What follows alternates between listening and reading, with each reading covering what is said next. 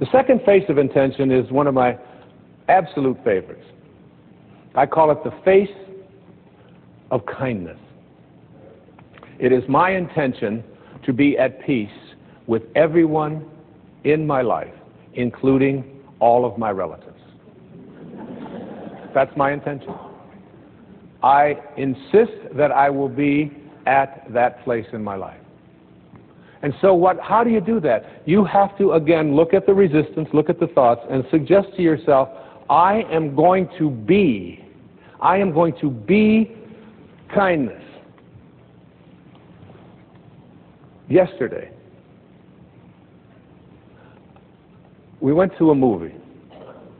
I came home from the movie, and there was a man on the street in Boston who was homeless. And he was mentally challenged, obviously. And he had a little cup, and he asked for some change.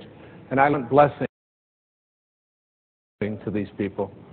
And then I was walking, I kept thinking, you're giving a talk tomorrow about kindness. And I went back, and I had about $4 worth of change in my pocket, and I had to chase him. He went downstairs someplace, and he was dirty, and he was, and he couldn't speak right, and I took this change, and I just took his cup and I put it, and you'd have thought that I had given this man, $1 million. I mean, he followed me. He couldn't stop thanking. Tears were coming down.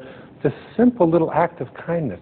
And I'm not suggesting to every single one of you that everybody who asks you for money, you are obliged to give them money. But can you give them a silent blessing? Can you give them a smile instead of using them as a reason to be upset? And you have to, folks, you got to do this with all of your relatives as well, particularly your own children and your own parents. You got to look at them and see every time that I have a thought that is not one of kindness, what I am doing is I am leaving the source and taking on ego consciousness. Here's a fascinating piece of research. You know what serotonin is? Serotonin is like this neurotransmitter, this ends in the body, in the brain. And the more of it that you have, the better you feel. It's the well-being feeling. And this well-being feeling is something that antidepressants are designed to stimulate. So that when you take these names that have become common out there, we associate this with, they are designed to stimulate the production of serotonin. Serotonin is very difficult to measure. It's done through the metabolites in the urine, but they're getting better at measuring it. Here's a fascinating study that was just completed.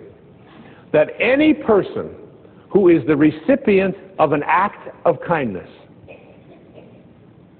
has their serotonin levels increased just because they received an act of kindness.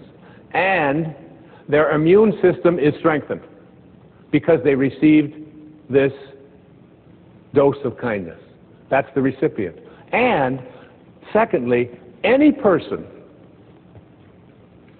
who is the giver, the provider of an act of kindness, anything you ever do which is providing an act of kindness, and that's, see, here's a universal source that can't be anything other than what it is. It can't be something foreign to itself.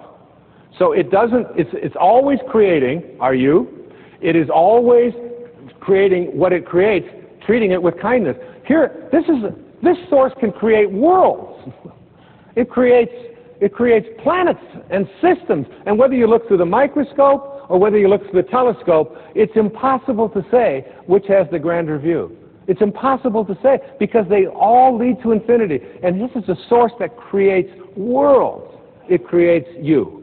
It doesn't, why would it create? It can create anything. Why would it create stuff that it's not kindly toward, like avocados? No thanks. I don't want an avocado. Why would it do that?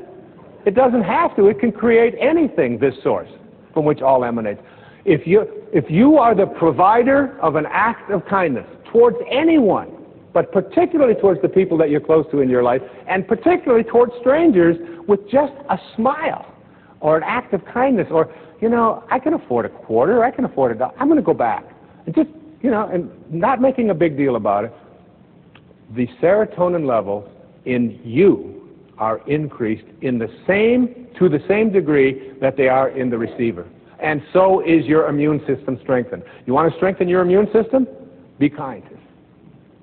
But even more dramatic than that, I get excited about this, because this is what blows me away about it, is that the observer of an act of kindness,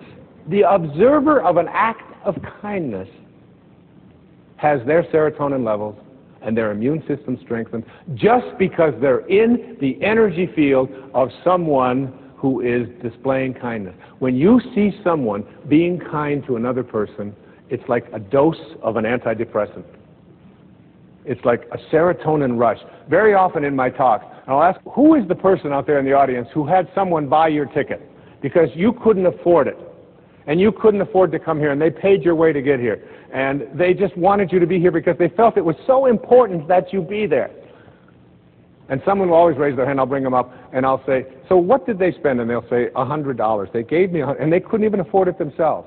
And I'll reach in my pocket, and I'll hand her the $100, and I'll say, could I extend to you this kindness back so that you can repay that person? And everyone, you can see teeth that you couldn't see for the previous hour. Everybody is smiling and laughing and happy and excited, and it cost me $100.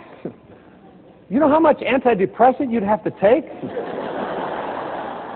That's $10,000 worth of pills, and you got to call your doctor. Do I need the purple one? I want to get some plans. I don't know if I want to get every act of kindness. Let me share with you a story. It's a story that I included in The Power of Intention. It's a story that I want to share here with you today. It is one of the most beautiful, and it's a true story as well. It goes like this.